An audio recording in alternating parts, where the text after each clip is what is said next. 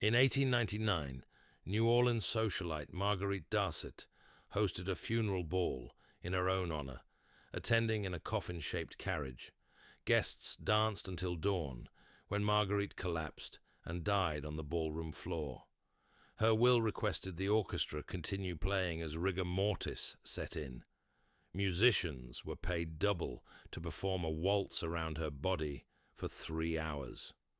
The tradition evolved into the city's famous jazz funerals, though no subsequent procession has matched the original duration.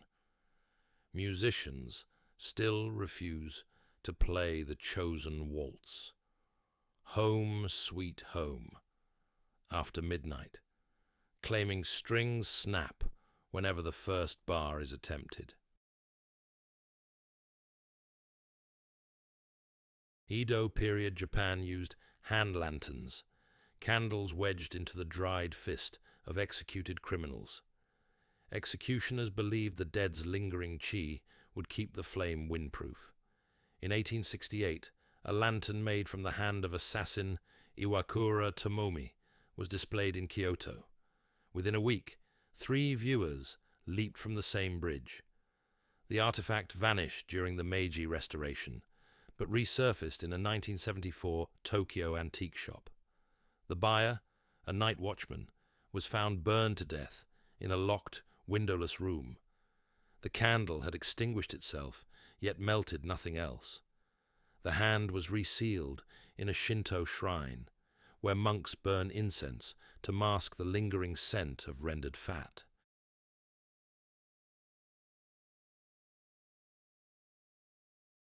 During Ireland's Great Famine, landlords chartered coffin ships crammed with evicted tenants. In 1847, the Brunswick left Sligo with 276 passengers. Upon arrival in Quebec, 107 had died at sea. Crews weighted bodies with coal and slid them overboard, but rough weather often popped corpses back onto deck. Survivors described nights spent sleeping beside the dead to stay warm. Ship logs record captains ordering live passengers to sew deceased neighbors into sailcloth, reusing the material as makeshift hammocks for the living. The practice was legal under British maritime law until 1851. The 13th century Codex Gigas, nicknamed Devil's Bible, contains a legendary portrait of Satan. In 1648, a Swedish soldier tore a single page during the 30 Years' War. Within days, he drowned in a horse trough. The missing leaf resurfaced in 2007 at a Prague auction. The buyer died in a car crash en route to collect it. The page was redonated to the National Library. Curators now display a facsimile, claiming cameras malfunction whenever the original is photographed. Staff rotate the real leaf every Friday the 13th, believing static electricity builds up to lethal levels if ignored. From July to September 2001, red rain fell sporadically across Kerala, India. Initial theories blamed desert dust, but microscopic examination revealed dormant cells lacking DNA, an anomaly unknown to biology. Local law linked the downpour to a meteor burst 1 week earlier. Villagers collected jars, believing the rain carried divine wrath. Within months, livestock sickened and died. Autopsies showed internal organs stained crimson. The Indian government sealed remaining samples in a Level 3 lab, yet occasional red showers recur every decade, always preceded by a sonic boom over the Western Ghats. Australia's Huon pine, grieving giant, secretes a sap that hardens into brass-like nodules. In 1899, a logger was crushed when a falling branch pinned his leg. The sap encased his boot within hours, creating a natural coffin. Subsequent attempts to cut the tree resulted in similar accidents. 5 deaths, each body partially fossilized. The Tasmanian government declared the pine a natural memorial in 1955. Felling it is now illegal. Hikers report seeing brass-shined boots protruding from the trunk, though rangers insist no remains were left inside. The tree's growth rings show accelerated production of sap since each incident, as if feeding on grief. Before installation on Bedloe's Island, the Statue of Liberty's torch-bearing arm toured U.S. fairs to raise funds. In 1884, a Philadelphia worker vanished inside the hollow forearm. Search parties found only his lunch pail. The arm was sealed anyway. When the statue was reassembled, engineers detected a rattling sound within the torch shaft, described as metallic fingers. In 1984, a maintenance crew lowered a camera and filmed a single skeletal hand wedged between copper rivets. No record explains how the worker shrank to fit the narrow shaft, yet the film remains classified under National Park Service archives. In 1731, luthier Giuseppe Tartini commissioned a violin whose tailpiece was carved from a femur said to belong to a hanged monk. Tartini claimed the instrument produced the devil's trill during full moons. After his death, the violin passed through virtuosos. Each died young, often mid-performance. In 1932, the piece vanished from a Milan museum during an air raid. Decades later, a dealer in Prague offered a tailpiece matching the bone's unique grain. Within a week, the buyer suffered a paralytic stroke that left his left hand frozen in a permanent pizzicato gesture, medically inexplicable, yet photographically documented. January 1958, Yukon. A train derailed on Lake LaBerge's ice, sending a rail car of gospel singers into the frozen water. Divers located the car upright, seatbelts still fastened, mouths open as if mid-song. Temperatures preserved vocal cords. When the car was winched up, wind rushing through throats produced a harmonic chord lasting several seconds, heard by the entire rescue crew. Local First Nations elders refused further salvage, claiming the lake had claimed the voices. Every January, residents report hearing a faint hymn drifting across the ice at the exact minute of the derailment. Marie Antoinette's final gown, woven with arsenic-laced green dye, was sent to a London museum in 1882. Within months, 2 curators developed skin ulcers and died. A third suffered hair loss, identical to documented arsenic poisoning. The dress was sealed in a nitrogen-filled case, yet security cameras record a greenish glow at 2 a.m., the exact hour the Queen was beheaded. Night staff report the gown appears to sway, though the case is motion sensor monitored. The museum now rotates the exhibit off display every July 14th, Bastille Day, to let the fabric rest, citing preservation rather than superstition. St. Salvator's Cathedral in Bruges houses a 16th-century organ whose pipes are solid with lead stolen from local gravestones. Monks claim the amalgam produced voices of the departed. During War II, the organ fell silent. When repaired in 1951, technicians found hairline cracks, emitting faint, choral melodies, even when the blower was off. Spectral voices sing only on All Souls' Day, matching hymns listed in 16th-century burial registers. Audio recordings captured a children's choir singing Dies Irae in Middle Dutch, though no children have sung in the cathedral since 1794. Rhode Island's Swan Point Cemetery installed safety coffins in 1885, bells tied to strings inside caskets after 3 premature burials were reported in one winter. In 1892, groundskeeper Thomas Lewis was interred with such a device. 2 nights later, the bell rang continuously until watchmen unearthed the coffin. Lewis had scratched the lid bloody, but succumbed to asphyxiation minutes before rescue. The cemetery board banned the devices, yet the original bronze bell remains on display. Staff claim it chimes at 3 a.m.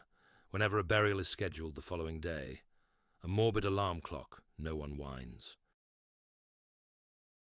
Victorian London's penny post allowed anonymous letters. In 1885, widows began receiving single pennies etched with their deceased husband's initials and the date of death.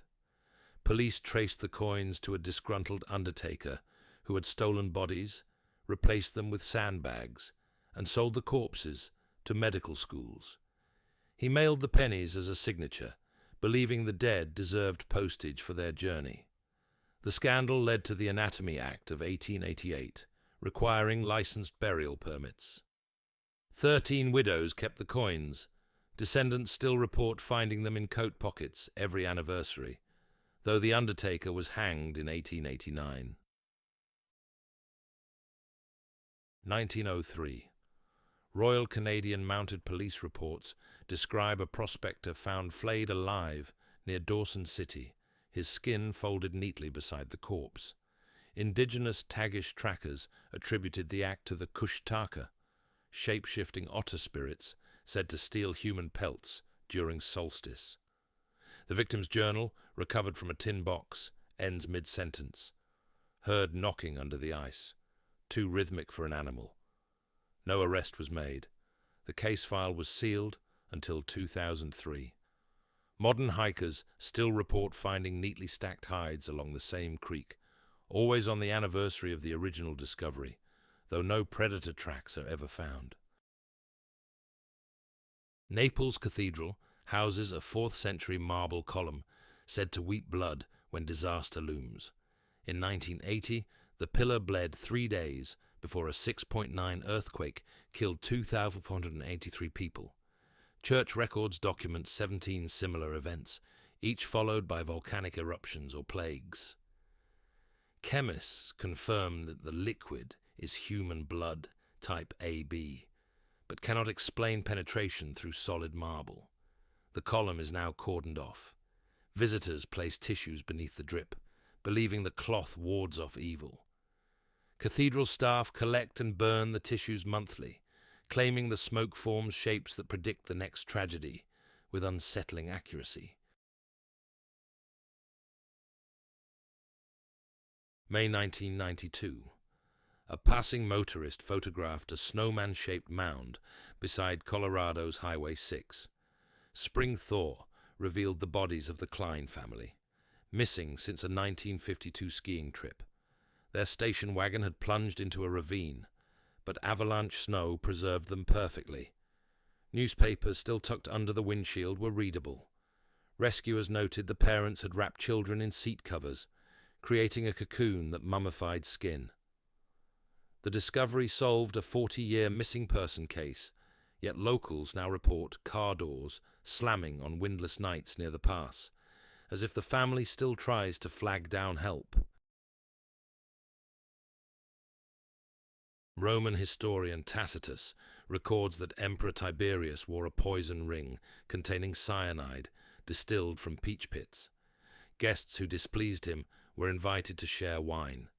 Tiberius would twist the bezel, releasing toxin into his own cup, then swap goblets under the guise of camaraderie. The ring vanished after his death, but resurfaced in 1898, when a Tuscan farmer unearthed it inside a lead pipe. Within a year, every subsequent owner died of sudden cardiac arrest. The artifact now sits in a sealed Vatican vault, catalogued simply as Annulus Mortis, the Ring of Death. 17th century Netherlands levied a corpse portrait tax on post-mortem paintings hung in public churches. Widowers cut costs by commissioning half-dead portraits, subjects painted eyes open to avoid the fee. Amsterdam archives list 43 such canvases where pupils were added weeks after burial, using sitters' death masks for accuracy. X-rays reveal brushstrokes over closed eyelids, creating an eerie, lifelike gaze. The practice ended when a magistrate discovered his own wife's portrait winking during Sunday service. The artist admitted painting her awake to double the price, sparking a fraud scandal that abolished the tax in 1683. Welsh folklore speaks of Canwyll Corff, ghostly lights foretelling death. In 1884, miners at Morfa Colliery saw blue flames hovering over the pit the night before an explosion killed 87 men. Survivors described the lights bobbing along the tunnel route, where bodies were later discovered. The phenomenon was dismissed as marsh gas until 1984, when methane sensors recorded identical blue flares the evening before a modern flood killed 3 contractors. Mine management now evacuates when the lights appear. No further deaths have occurred, yet cameras repeatedly fail to capture the flames, leaving engineers with analog logbooks as the only warning system. December 1872. The brigantine Mary Celeste was found adrift off the Azores, with cargo intact, breakfast half eaten, but all 10 souls gone. The lifeboat was missing. A single cut rope trailed astern. No crew member was ever found, yet the ship's log ended calmly the day before. Theories range from alcohol fume explosion to sea serpent panic, but maritime records show no storms in the region. A 2022 re-examination of the hull found fresh hatchet marks below the waterline, suggesting frantic attempts to scuttle before abandoning ship, though why remains unanswered. On 15th Jan 1919, a 2.3 million gallon molasses tank burst in Boston's North End, releasing a 25-foot wave that traveled 35 mm. The sticky surge crushed buildings and drowned 21 people. Bodies were found days later, glazed brown and unrecognizable. Rescuers tracked victims by following sweet footprints that suddenly ended, indicating where victims were submerged and trapped. The harbor remained tinted until summer. Locals claimed they could taste molasses in the air for years. Court testimony revealed the tank had been painted brown to hide leaks, turning a sweetener into a silent killer. Florida's Arthur G. Dozier School for Boys operated 1900-2011. Excavation in 2013 uncovered 55 unrecorded graves behind a whitewashed cemetery fence. Forensic teams identified fractures consistent with blunt force trauma. One skeleton belonged to a 12-year-old whose spinal column was severed. The state had listed most boys as runaways, leaving families decades without closure. A 2021 memorial lists only names, no causes. Surviving relatives still receive anonymous envelopes containing their siblings' belt buckles found on site. The reform school's archived ledgers reveal payments to local undertakers for quicklime, hinting at hastened decomposition to hide abuse evidence. Louisiana's Myrtles Plantation displays a 220-year-old mirror said to trap spirits. In 1817, plantation owner William Winter was shot on the porch. Slaves cleaned and hung the mirror opposite his corpse, believing reflection would bind his soul. Visitors now report handprints reappearing on the glass after professional cleaning and child-sized silhouettes glimpsed behind their shoulders. Tour guides photograph the mirror nightly. Unexplained smudges form the phrase, "get out," roughly once a month. No cleaning solvent removes the marks, forcing staff to rotate the mirror away from public view until letters fade, only for them to return days later.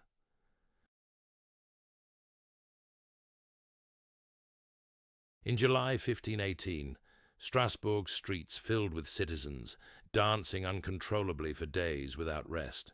Heart attacks and strokes soon followed. Municipal records list up to 400 afflicted, many collapsing from sheer exhaustion. Contemporary physicians blamed hot blood, and ordered musicians to keep playing, hoping to sweat out the mania. Modern theories point to ergot poisoning from rye bread or mass stress-induced psychosis. The event ended only when survivors were hauled to a mountain shrine. Several died en route.